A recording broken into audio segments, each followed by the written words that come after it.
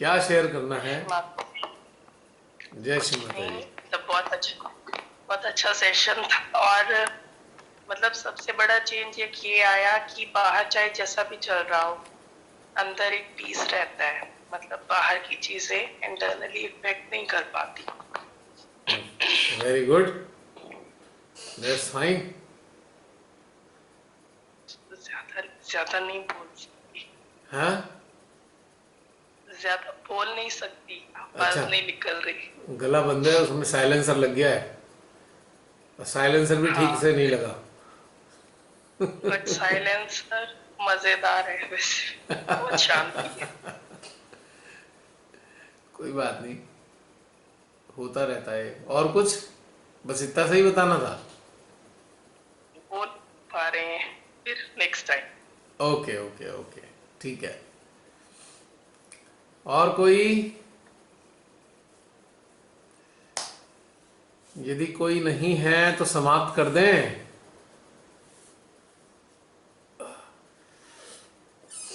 आज तो काफी लंबे सेशन हो गए, 4 आवर्स, 4 घंटा हो गया।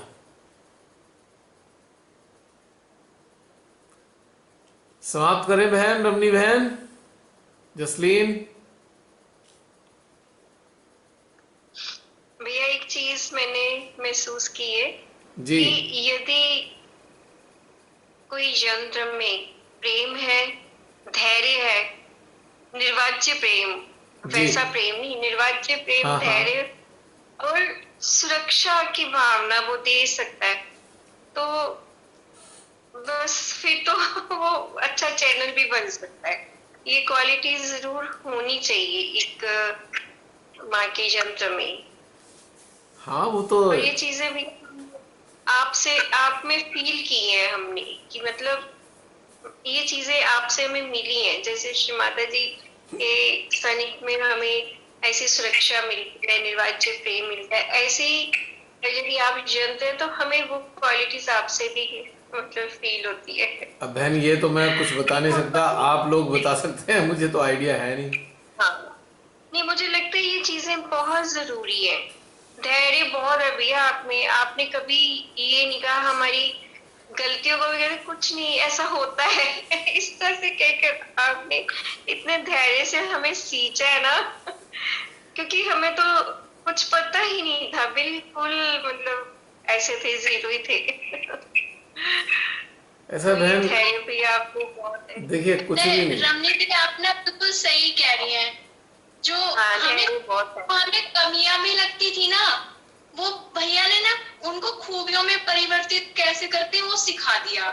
हाँ, कमियां तो थी पर भैया ने कभी हाँ, हमारा दिल तोड़ा नहीं कमियां तो थी, ऐसी बात नहीं है मैं धैर्य बहुत है। नहीं ऐसी बात मैंने नहीं। दी ये बोल रही हूँ, जो कमियां थी ना हमारे अंदर, हमें अपनी कमियां लगती थी, उनको ना भैया ने खूबियों में कैसे परिवर्तित करते ना वो सिखा दिया है कमी को कमी नहीं लगने दिया, उसको भी ना हमारे मन का एक रास्ता बना दिया, कमी को भी।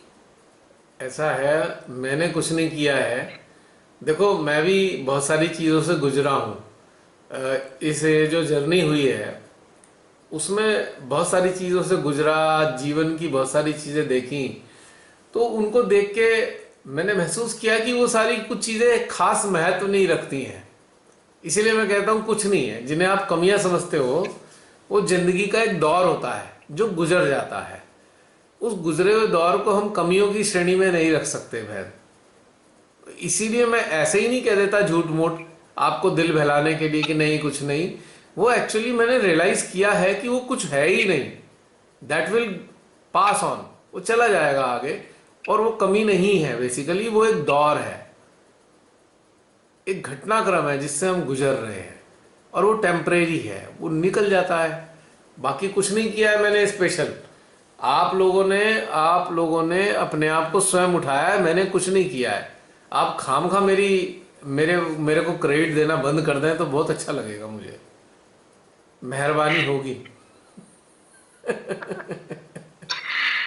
पर भैया इससे आपके आने से पहले तो जीवन में शांति थी ना, बहुत सारा संघर्ष चलता ही रहता था जो खत्म ही नहीं होता। हम ऐसे जॉयफुल थोड़ी ना होते थे, ये भी चीज है अब बहन कि ऐसा मान है लीजिए ना, कभी हमारे जीवन में। इसके लिए मैं कहूंगा कि श्री माता जी ने काल के हिसाब से आपको शांति दी है।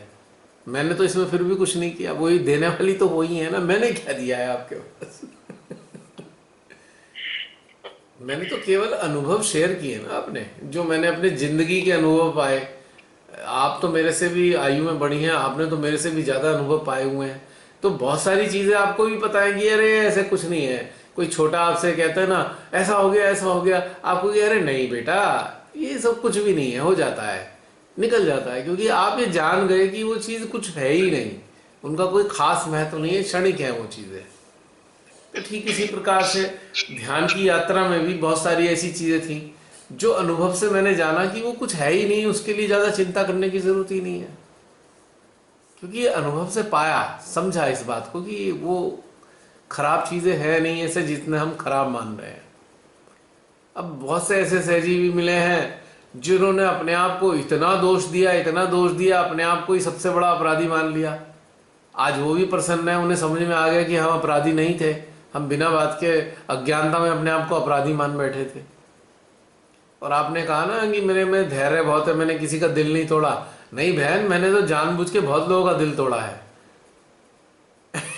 बहुत लोगों का दिल तोड़ा हुआ है, ऐसी बात नहीं है। तोड़ना पड़ता था मुझे कि उनका दिल जो है ना फ्रीज हो गया था। अब फ्रीज होने से जो चारों तरफ फ्रीज हो जाएगी तो दिल धड़कना बंद कर देगा। मान लीजिए दिल के चारों तरफ का जो ब्लड है अगर फ्रीज होने लगे तो दिल जो पंप करता है ना वो धड़कता है, ऐसे ऐसे कॉन्ट्रैक्ट होता है, एक्सपैंड होता है, तो उससे धड़कन बनती है। अगर ये मोशन अगर बंद हो जाए इसका हार्ट का, तो हार्ट फेल हो जाएगा।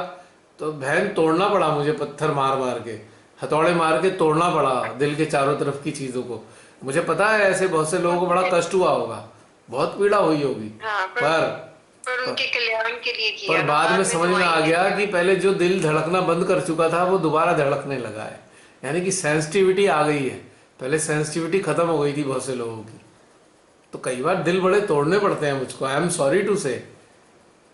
कई लोगों के तोड़े हैं और आगे भी तोड़ूंगा। सब लोग सुन ले अच्छी तरीके से, इस वीडियो में जो सुनेंगे आने वाले वो भी सुन ले, दिल तोड़ूंगा। लेकिन दिल तोड़ने का मतलब यह है कि दिल के चारों तरफ जो एक एक चीज जम गई है जिसकी वजह से दिल की धड़कनें कम हो गई हैं, उसको तोड़ने से दिल की धड़कनें दोबारा सामान्य हो जाती हैं। भैया तोड़ा भी तो फिर जोड़ने के लिए है ना। नहीं, जोड़ा तो मैंने है ही नहीं, वो अपने आप ही जुड़ा हुआ था। मैंने तो तोड़ा है।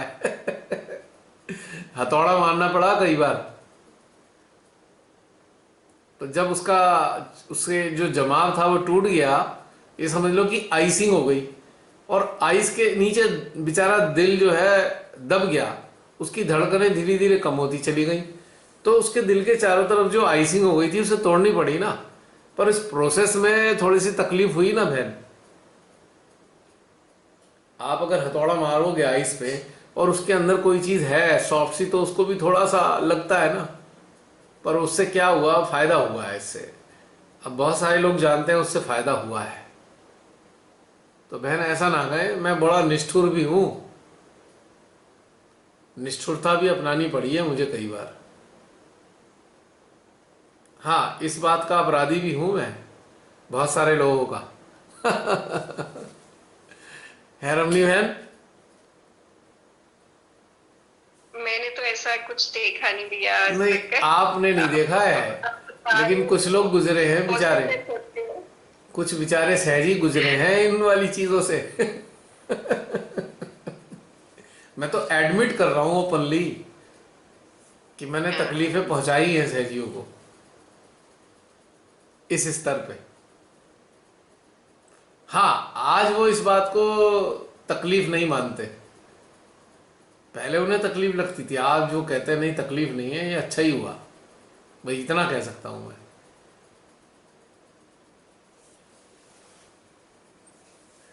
तो ऐसा भी नहीं है, ये सब हो चुका है, ये आगे भी हो सकता है।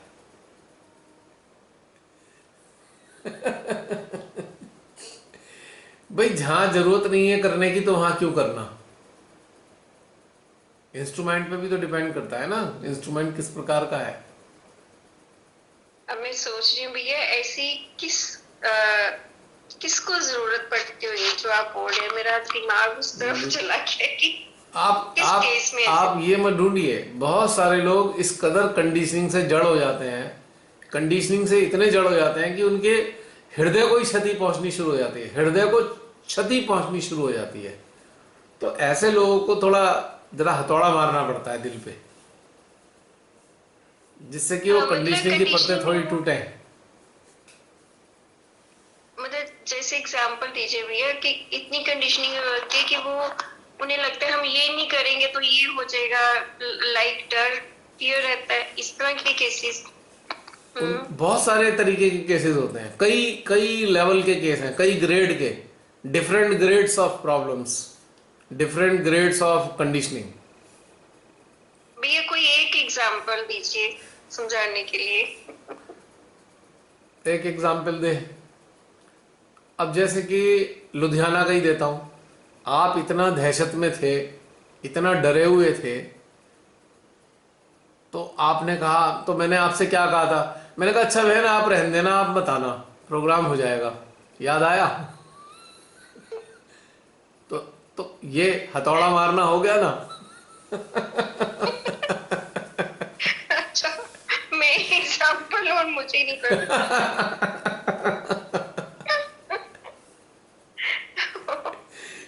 सोचो आप प्रोग्राम ऑर्गेनाइज कर रहे हैं और आपसे ही मैं कह रहा हूं आप रहने देना बहन, आप रहने देना, कोई बात नहीं, प्रोग्राम तो हो जाएगा।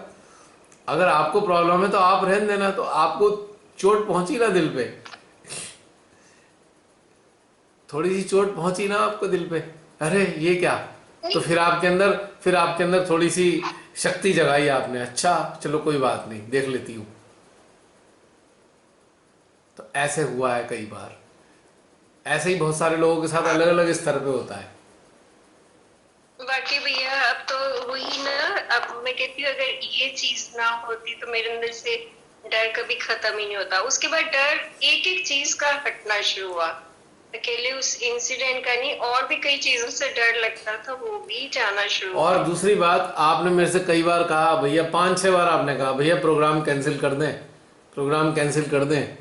तो मैंने कहा बहन ठीक है, आपको प्रॉब्लम हो रही है तो आप अपनी तरफ से कैंसिल मत करो, हम लोग कर लेंगे, आप बताना, आप रहने देना।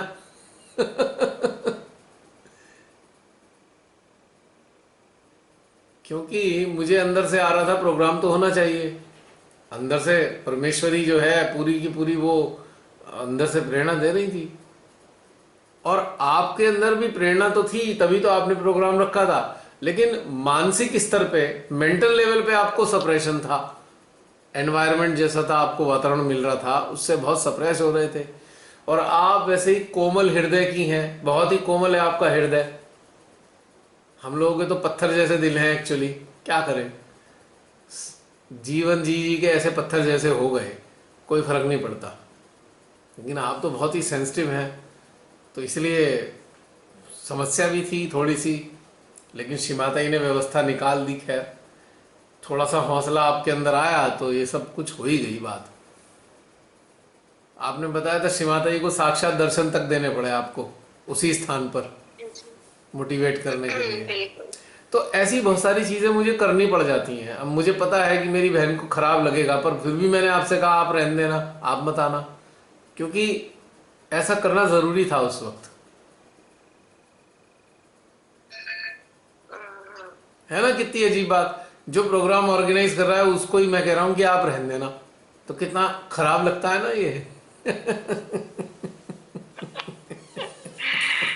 राइट।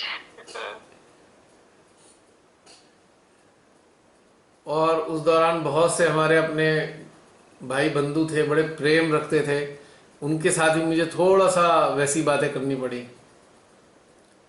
रियलाइज कराने के लिए। ट्रुथ कुछ और है ना, ट्रुथ कुछ और कह रहा है, भावनाएं कुछ और कह रही हैं, तो अपोजिट होती है ना भावनाएं अक्सर। Usually emotions moves against the truth. Emotion अलग होते हैं, फीलिंग अलग होती है, बिल्कुल अपोजिट होती है फीलिंग और इमोशन। और जब हमारी अवेयरनेस इमोशंस में ट्रैप हो जाती है ना, तो हमें सत्य भी असत्य लगने लगता है। और जब हमारी अवेयरनेस फीलिंग्स के साथ कनेक्ट हो जाती है, तब हम हर प्रकार के असत्य को आसानी से देख पाते हैं।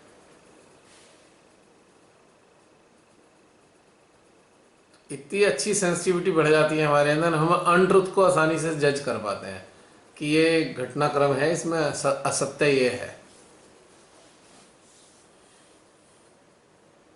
तो ऐसे ही उदाहरण दे दिया बहन, आपका सही लगा उदाहरण? नहीं, गलत है?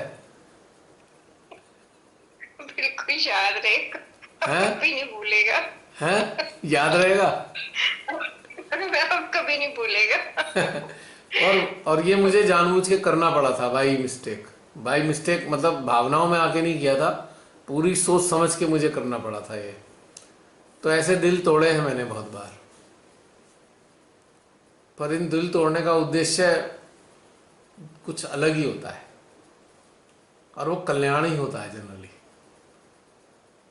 हाँ, जानबूझ के मैं किसी का दिल नहीं तोड़ता, मतलब कि भाई किसी को क्षति पहुंचानी हो, लेकिन कई बार सुधार के लिए दिल तोड़ना पड़ जाता है।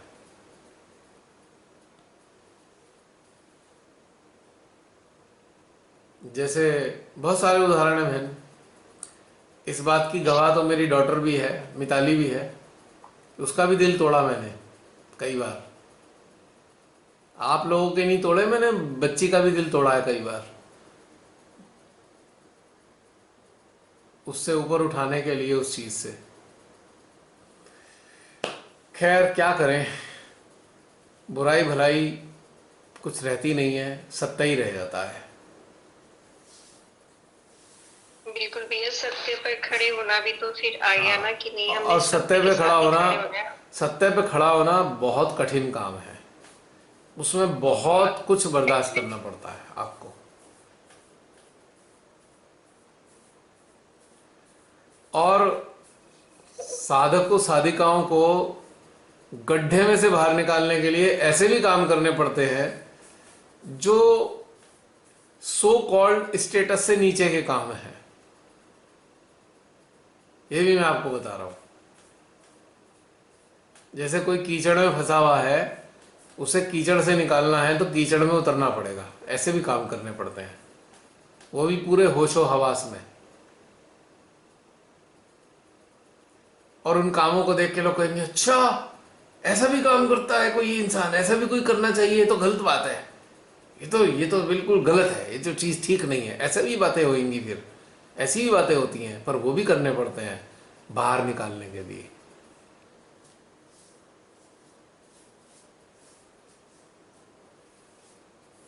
क्योंकि सत्य यही है कि जीवात्मा जो है उसको ट्रैप से बाहर निकालना है माइंड के, तो ये सत्य है, और ये सकारात्मक एफर्ट होता है।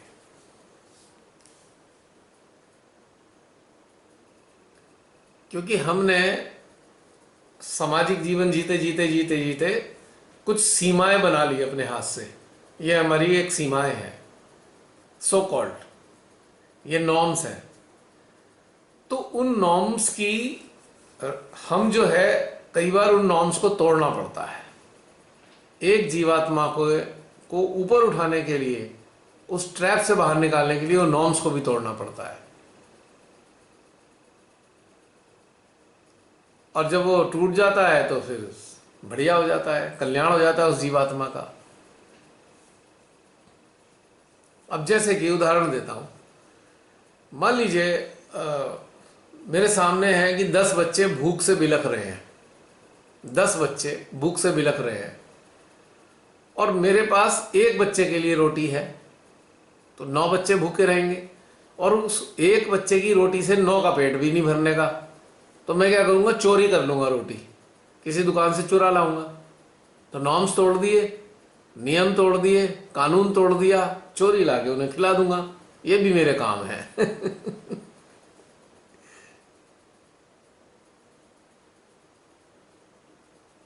अब वो दूर से कोई देखेगा, वो कहेगा, अच्छा हे सहजी की चोरी भी करता है। हाँ करते हैं भाई, भूखे लोग देखे नहीं जाते, तो चोरी करके खिलाना है, कोई दिक्कत नहीं, अपने पे है नहीं तो पेट तो भरना है ना किसी का। ये वाले वो काम भी करने पड़ते हैं।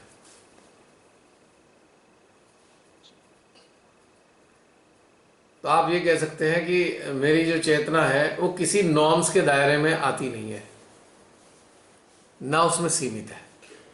नॉर्म्स मनुष्यों ने बनाए हैं, सत्य का तो एक ही नॉर्म है, उत्थान, बस।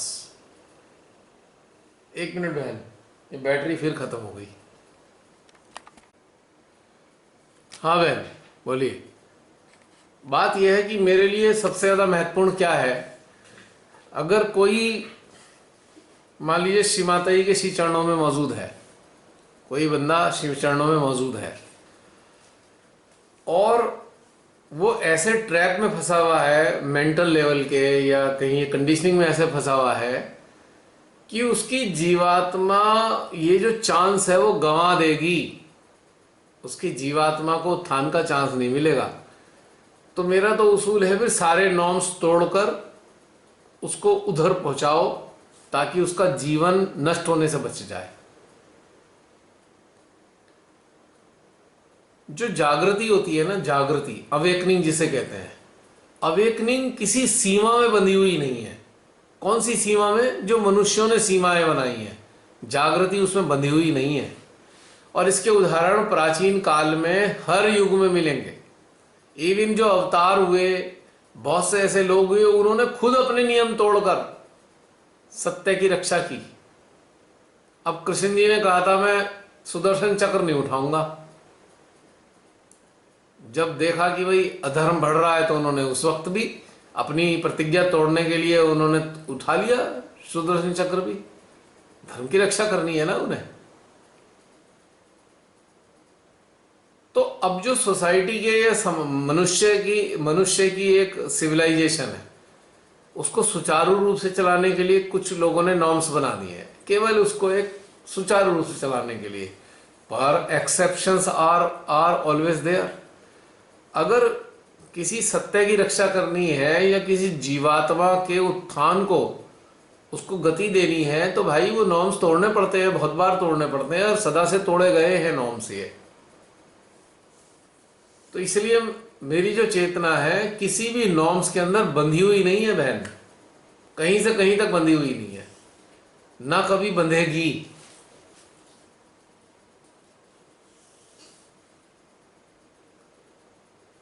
तो इसीलिए कुछ चीजें हमारे दायरे में समझ में आएंगी, कुछ चीजें समझ में नहीं आएंगी।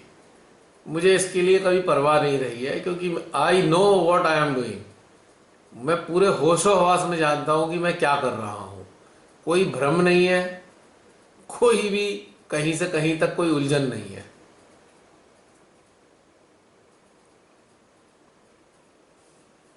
हाँ, श्री माता जी के जो चरणों में है, जो सीकर है श्री माता जी के चरणों में, सामाजिक स्तर पे चाहे कितनी भी निम्न दशा का सीकर है, मेरे लिए उसके लिए उतनी ही रिस्पेक्ट है। क्योंकि सामाजिक दशाएं बाहरी रूप से हैं, अंदरूनी दशा इंपॉर्टेंट है। अगर कोई अंदरूनी रूप से उन्नत है तो मुझे बाहरी दशा समझ में नहीं आती, कोई कैसा है, क्या करता है।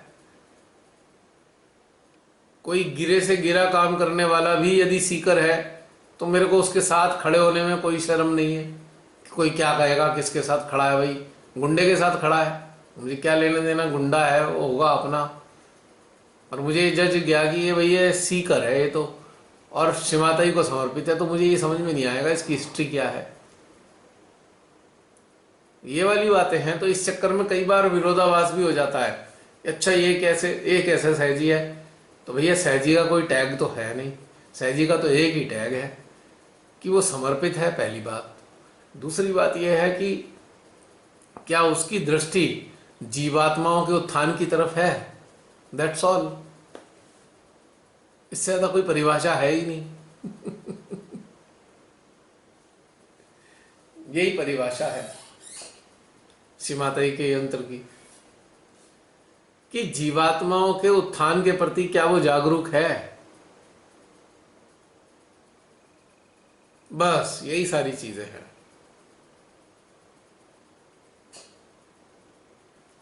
पता नहीं कहाँ कहाँ घूमता रहता हूँ, कहाँ कहाँ किन किन लोगों के साथ घूमता हूँ मैं। बहुत सारे लोग कहीं देखते होंगे, कहीं कुछ देखते होंगे। अब मैं लोगों की सोचों के हिसाब से तो नहीं चल सकता, अंदरूनी जागृति के हिसाब से चलूंगा।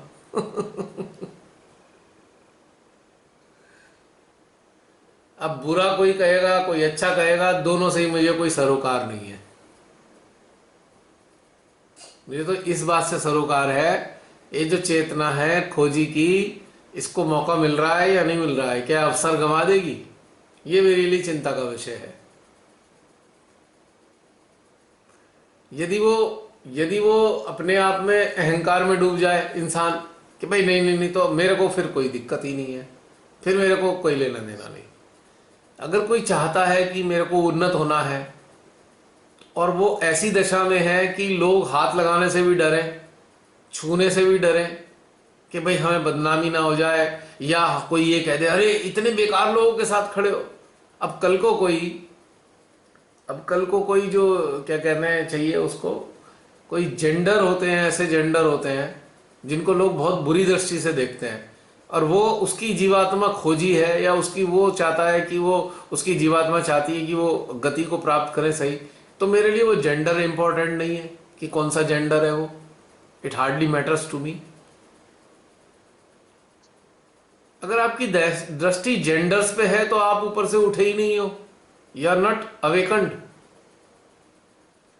सोल का कोई जेंडर नहीं होता। क्या आपको सोल समझ में नहीं आती जो जेंडर में उलझ गए? थर्ड जेंडर भी होते हैं बेचारे, क्या वो ह्यूमन नहीं है? क्या उनके अंदर आत्मा नहीं है? क्या उनके अंदर जीवात्मा नहीं है? क्या वो परमात्मा को पाना नहीं चाहते? थर्ड जेंडर जो होते हैं, क्या आप उनके लिए अगर काम करोगे सारे कहेंगे हो किसके साथ खड़ा है भाई, किन लोगों के साथ ही रहता है, हैं? इनको क्या जरूरत है ये करने की? भाई जो चाहेगा उसके लिए तो मैं उपलब्ध हूं, हर स्तर पे उपलब्ध हूं।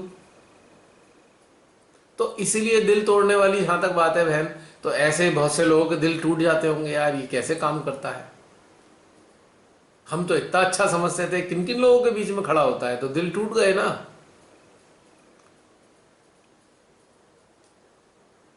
पर निगाह ही कुछ और है, तो मैं क्या करूं? मेरी तो निगाह जहां है वो है।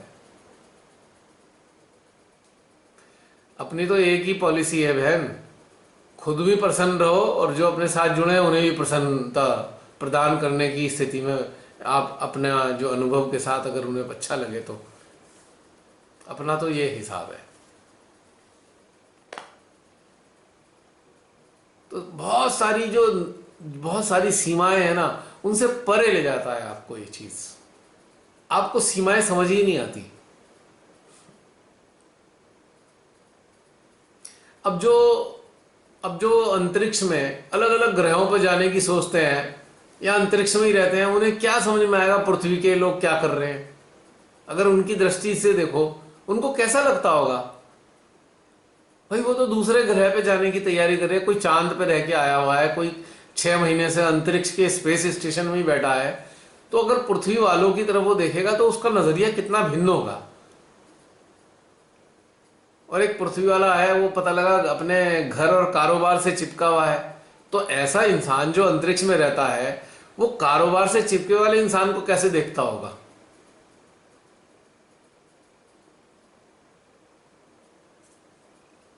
अब वो तो पृथ्वी के वायुमंडल की सीमा तोड़ के ऊपर रह रहा है, और एक इंसान है वो छोटे से अपने कारोबार में चिपका हुआ है, मान लो व्यापार में, काम धंधे, पैसे में। तो उसे कैसा तुच्छ सा लगता होगा, अच्छा अच्छा चल भाई ठीक है, चिपका है, चिपका रहने दो इसे। तो ऐसे ही जब आपकी अवेयरनेस उस स्तर तक उन्नत होने लगती है ना, तो आपको ये छोटे मोटे नॉर्म्स वॉर्म्स समझ में नहीं आते। यू बिकम अबव, समझ में ही नहीं आते क्या नियम कानून, कुछ नहीं होते।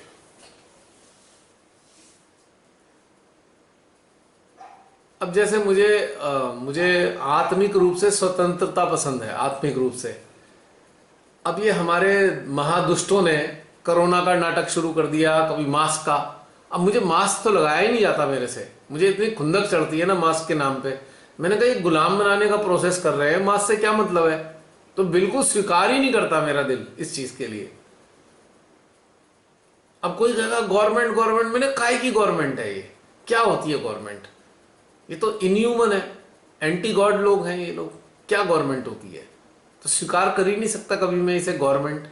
गवर्नमेंट तो उसे कहते हैं जो जनता का कल्याण करती हो। अब जनता को लूटने वाली को तो हम गवर्नमेंट नहीं कह सकते ना, लुटेरा ही कहेंगे इसको हम।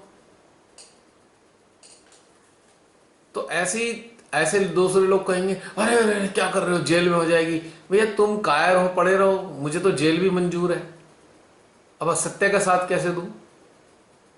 अब वैक्सीन की बात है, पूरी जान लगा दूंगा वैक्सीन ना लग पाए मेरे, कुछ भी करूंगा।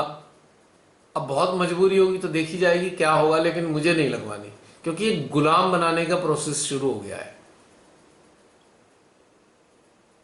और जबरदस्ती मास्क लगाना भी मुझे उतना ही खुंदक आती है मेरे को।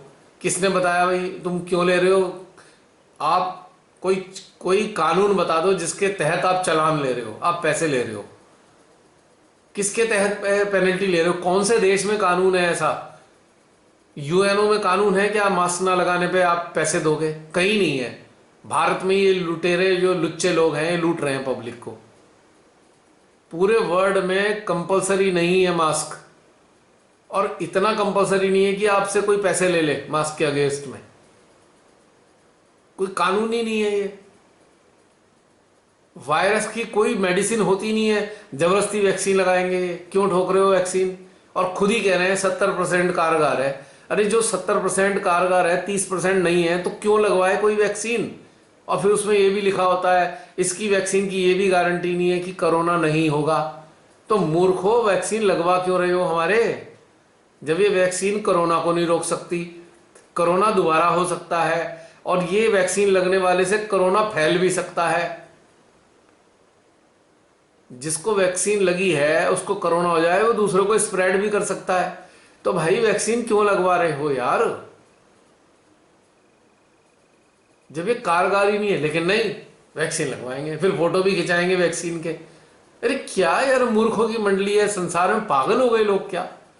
जब उसने कंपनियों ने साफ लिख के भेजा कि ये चीजें हैं इसमें, ना ये कोरोना को रोक पाएगी, ना ये वैक्सीन लगने के बाद आप दूसरों को भी ट्रांसमिट कर सकते हो, ये भी नहीं हो पाएगा। आप केवल 70% प्रोटेक्टेड हो सकते हो नहीं। तो भाई क्यों कंपलसरी लगवाएं? हमारा शरीर वैसे ही इस लायक है कि नहीं फैला रहा हमारा शरीर। अभी हमारा शरीर है, हमें कोरोना नहीं है, हमारा शरीर कोरोना फैला नहीं रहा, तो हम क्यों लगवाएं वैक्सीन? तो ये गुलामी है, और इस गुलामी को मेरी चेतना स्वीकार ही नहीं करती कभी भी। तो नॉर्म्स तो ये गवर्नमेंट बना रही है, इस गवर्नमेंट के नॉर्म्स को क्यों मानूं जो असत्य है? तो संघर्ष शुरू होगा, क्रांति शुरू होगी, झगड़ा शुरू होगा।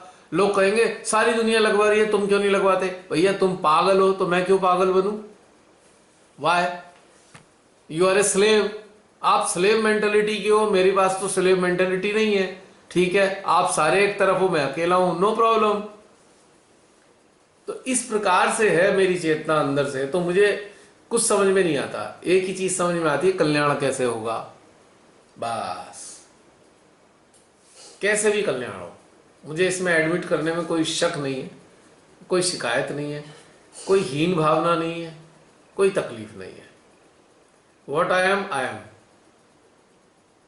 और मुझे अपने से कोई शिकायत नहीं। मैं ऐसा हूं तो मुझे कोई शिकायत नहीं है। तो ये है बहन सच्चाई।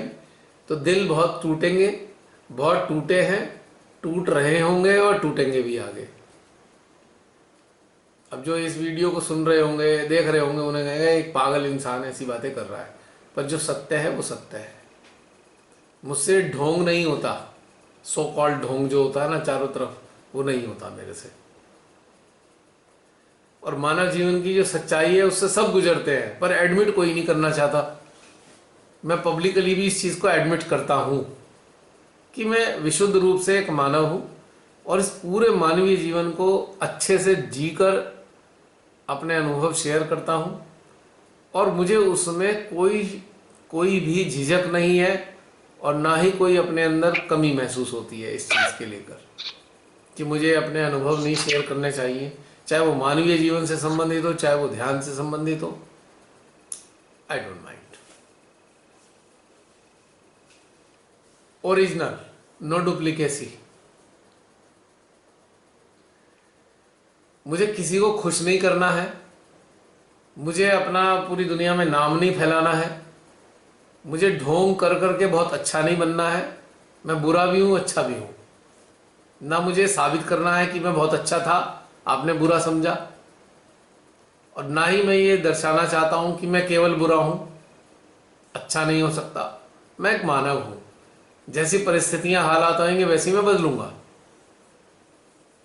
हाँ, श्रीमाता जी के प्रति आप सब जानते ही हैं, मुझे अपने मुंह से कहने की जरूरत ही नहीं है।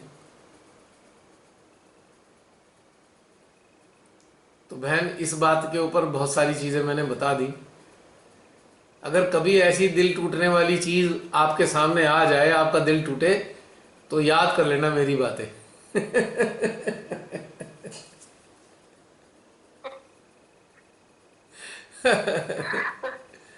पहली बात यह है कि मैं दुनिया को देख के जीने वाला इंसान नहीं हूं। जो मुझे अंदर से समझ में आता है मैं उसे ही जीता हूं और उसे ही जीऊंगा हमेशा। दूसरों को देखा देखी मैं कुछ नहीं करता कभी भी। हाँ, कोई चीज अच्छी लगेगी तो उसे अपनाऊंगा, नहीं अच्छी लगेगी तो पूरी दुनिया भी अगर वो काम कर रही है और मुझे अच्छी नहीं लग रही तो मैं अकेला होऊंगा जो उसे रिजेक्ट करूंगा। और उस रिजेक्शन में मुझे कोई अफसोस और शिकायत नहीं है अपने से, ये बात पक्की है।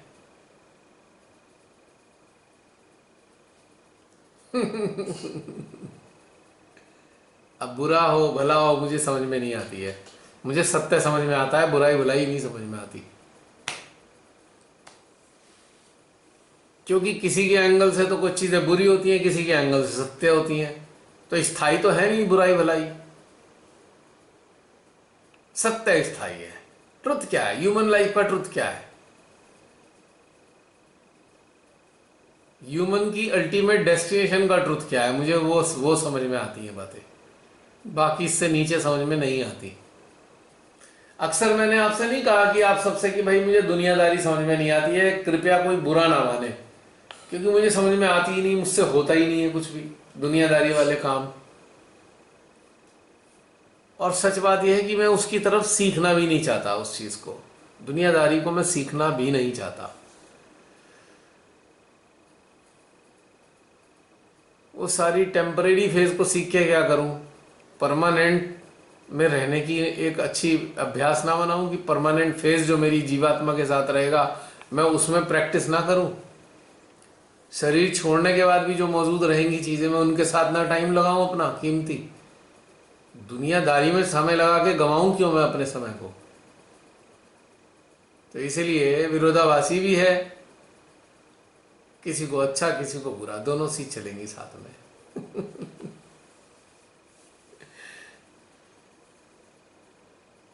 तो बहन, कोई आपने अपने हृदय में अपने मन में ऐसी इमेज मत बना लेना मेरी कि कोई चीज इधर से उधर दिखाई दे गई तो पता लगा टूट फूट हो गई।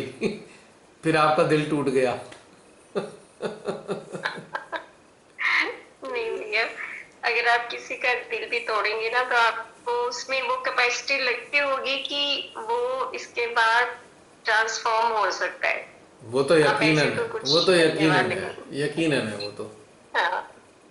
और जो लोग मुझे नजर आते हैं कि भाई इनमें कुछ जान नहीं बची है, तो फिर मैं उनके साथ संपर्क में रहता भी नहीं हूँ, आप जानते हैं। जब मैं देखता हूँ, आपने देखा होगा बहुत से लोग मेरे संपर्क में थे, तो मैंने देखा एक मानवीय स्तर से नीचे चले गए और मुझे ये समझ में आ गया कि ऊपर उठेंगे नहीं, तो फिर मैं अपना 2 कदम पीछे भी आ जाता हूँ। जो अपने आप को उठाना चाहते हैं और उठ नहीं पा रहे, तो मेरा हाथ हमेशा उनको थामने के लिए तैयार रहता है। जो उठने के चांसेस होते हैं, उन सबके बावजूद भी अपनी प्रवृत्तियों के कारण वो नीचे जाना चाह रहे हैं, तो मेरा हाथ उनसे काफी दूर हो जाता है कि मैं उन्हें फिर रोकता भी नहीं हूं कि जैसी तुम्हारी मर्जी, उठ सकते हो लेकिन जाना चाहते हो नीचे तो उनकी मर्जी है। यहां फिर मेरा हाथ उन्हें रोकने के लिए आएगा नहीं। तो ये बात भी पक्की है। और जो जो थोड़ा सा आर्टिफिशियल लोग होते हैं ना, आर्टिफिशियल स्टाइल, आर्टिफिशियल बातें, वो तो क्षण समझ में आ जाती हैं कि सब गोलमोल बातें हैं, बेकार हैं। तो फिर मेरा दिल खराब होने लगता है जब वो अपनी आदतों से बाज नहीं आते। मैं कहा भाई छोड़ो ही नहीं, किसी काम के नहीं है। आर्टिफिशियल पूरा प्रोजेक्शन, दिखावा दिखावा दिखावा, उससे कोई फायदा नहीं है। इस रास्ते पे चल के दिखावे वाले लोगों से तो बचना चाहिए, क्योंकि आप उनके साथ अपना समय व्यर्थ करेंगे। या कोई अपनी आइडेंटिटी बनाने में ही अपना समय लगाया जा रहा है कि बस मैं अपनी पहचान बना के दुनिया को दिखा दूं, तो वो भी यूजलेस है। श्री माता जी के भी किसी काम के नहीं है और मानव के भी किसी काम के वो लोग हैं नहीं। कभी रहे होंगे, आज है नहीं, वो इसी काम के नहीं है। उनके लिए भी बेकार है, उनसे भी दूर हो जाना चाहिए। कोई लोग जो हैं सहज की आड़ में अपना उल्लू सीधा कर करके धन ऐंठने में लगे हुए हैं लोगों से, उनको तो कई किलोमीटर दूर फेंक दो अपनी जिंदगी से कि बेकार है, वो तो माइनस में जा रहा है, वो नेगेटिव मार्किंग की तरफ चला गया है। उसके साथ रहना ही आपके लिए पाप साबित हो जाएगा, आपके लिए पाप होगा ऐसे लोगों के साथ रहना जो सहयोग से पैसे छापने में लगे हुए हैं, लूट रहे हैं तरह तरह से पैसे को सहयोगियों से। वो तो निकृष्टतम लोग हैं, वो एक आम साधारण लोगों से भी गिरे हुए लोग हैं। मैं स्पष्ट बोल रहा हूं। जो लोग सुन लें, जो ये वीडियोस देखेंगे, अगर आप में से कुछ लोग ऐसा कर रहे हैं कि सहजियों से पैसे मूंढ रहे हैं, लूट रहे हैं और किसी न किसी तरीके से जबरदस्ती कमा रहे हैं और अपने आप को ढोंग करके दिखा रहे हैं हम बहुत महान है, तो आपसे निकृष्टतम मानव इस धरती पे कोई नहीं है। जो संसारी लोग पैसे के पीछे भागते हैं ना, आप उनसे भी ज्यादा निम्न अवस्था में हो। मैं स्पष्ट बोल रहा हूं, क्योंकि उन बेचारों को तो मालूम नहीं है श्री माता जी ने हमें क्या दिया है। आपको तो श्री माता जी का आवाज था, श्री माता जी क्या बताना चाहती थी ये भी लेक्चर भी सुने होंगे। इसके बावजूद भी आप धन बनाने में लगे हो, तो आप निकृष्टतम प्राणी हो इस ब्रह्मांड के, धरती के ही नहीं। सच्ची बात बता रहा हूं मैं, बहुत बुरी लगेगी मेरी ये बातें, लेकिन ये सत्य है।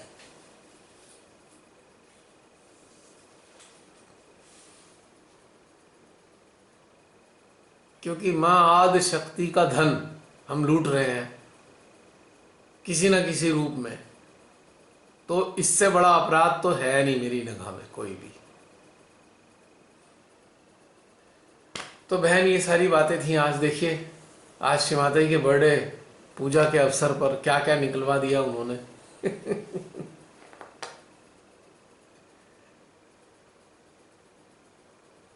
यदि हम सत्य पर अडिग हैं तो यही सबसे बड़ी पूजा है। हम भले ही कितनी पूजा अटेंड कर चुके हो, उन पूजा का कोई महत्व नहीं है।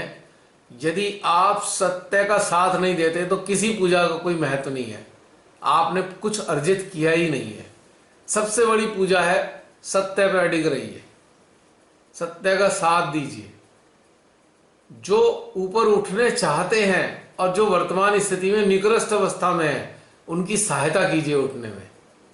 सबसे बड़ी पूजा है ऐसी जीवात्माओं की जो उन्नत होना चाहती हैं, उत्क्रांतित होना चाहती हैं। उनके पास वो बेचारे फंसे हुए हैं, सबसे बड़ी पूजा है उनको ऊपर उठाना। अब देखिए, ये बातें मैं बोल रहा हूं, जरा सेंट्रल हार्ट क्या कह रहा है इस वक्त। देखिए सेंट्रल हार्ट क्या रिफ्लेक्सेस दे रहा है इस वक्त, फील कर सकते हैं आप।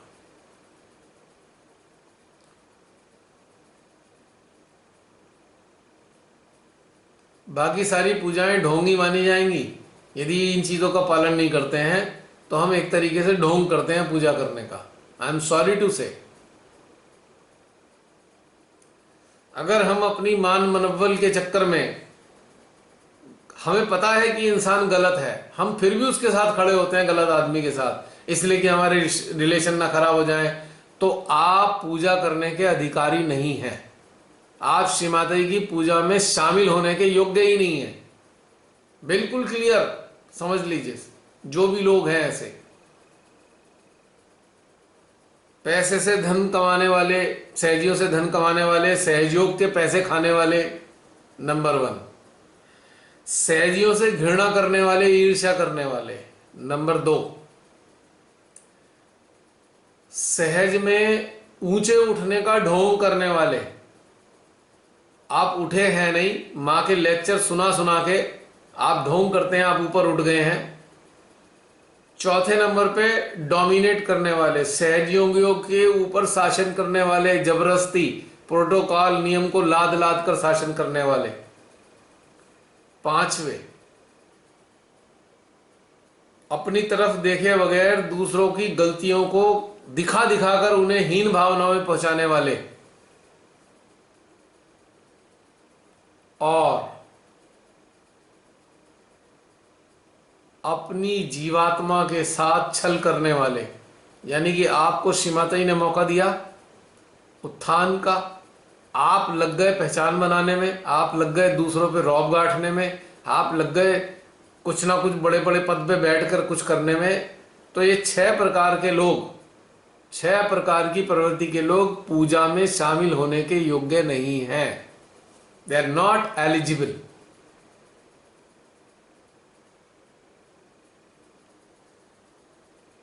पूजा में शामिल होने के लिए कौन चाहिए? सिंपल, सीधे, सच्चे, हृदय में प्रेम भाव वाले लोग, सत्य के साथ जुड़े रहने वाले लोग, अन्याय के खिलाफ आवाज उठाने वाले लोग, और निकृष्ट जीवात्माओं को जो उत्थान चाहती हैं हाथ पकड़ के ऊपर उठाने वाले लोग ही केवल पूजा में शामिल होने के योग्य हैं।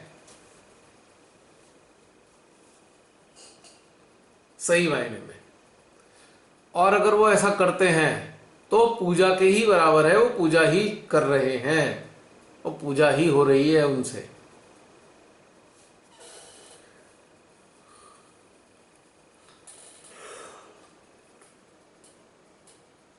तो ये है बहन बात है सारी। आपने जो छेड़ा उससे पता नहीं क्या क्या बाहर निकल आया। हमारे की ये भी लर्निंग है। लर्निंग क्या है? तो मैंने शेयर एक्सप्रेस की है अपनी अंदरूनी फीलिंग।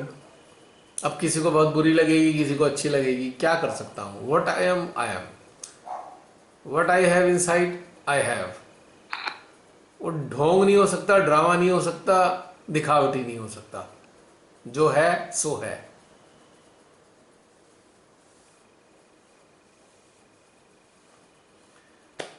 ठीक है बहन, और कोई बात? फिर समाप्त करें। नहीं भैया, आज तो बहुत लंबा हो गया। हाँ जी, लंबा हो गया, फोन भी बंद हो रहे। एक्चुअली आज विशेष दिन लगा, अपने आप ही चलता गया सब लोगों ने अपना, क्या होता है हमारे हाथ में तो है नहीं है। ठीक है बहन, बाकी लोग जो भी मौजूद हैं समाप्त करें। पूछ रहा हूं आप सबसे, बाकी लोग भी बता दें, बंद कर दें। 3 जाने हैं शायद, सो गए? कोई आवाज ही नहीं दे रहा। भाई जाग रहे हो, सो गए हो? जाग रहे हैं भैया, जाग रहे हैं। अभी तो कई सारे लोग जाग रहे हैं। समाप्त कर दे बहन। नहीं, मॉर्निंग मेडिटेशन भी कर लेते हैं। अभी मन तो नहीं कर रहा। अच्छा, अभी सब मौजूद हो आप। चलो फिर भी घर के लोग कहेंगे भाई अब क्या कर रहे हो, ये पूजा में ही चले जाते, इससे तो घर में ही पूजा हो गई। जागृता हो गया, है ना? हाँ जी, माँ ने घर में ही करा दी बैठे। हाँ बिल्कुल बिल्कुल। समाप्त करें बहनों? हाँ जी भैया। ओके, जय श्री माता जी। फिर मिलेंगे अगले सप्ताह अगर संभव हुआ तो। जय श्री माता जी। जय श्री माता जी।